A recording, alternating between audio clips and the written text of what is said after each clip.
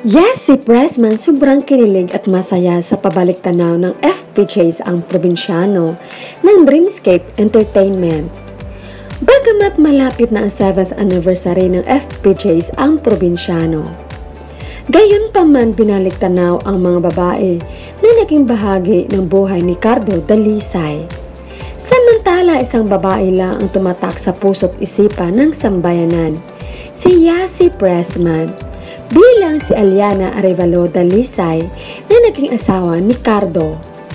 Sa isang video masayang binabalikan ni Yasi Pressman ang eksena nila ni Coco, na ayon sa aktres, mas gusto na ang eksena ay yung kinidnap siya ng aktor na si Coco Martin.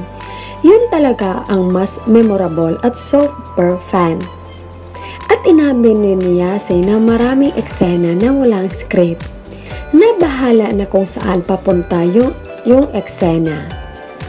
Saan pa ng aktres, yung bond nandun kahit gaano kahirap.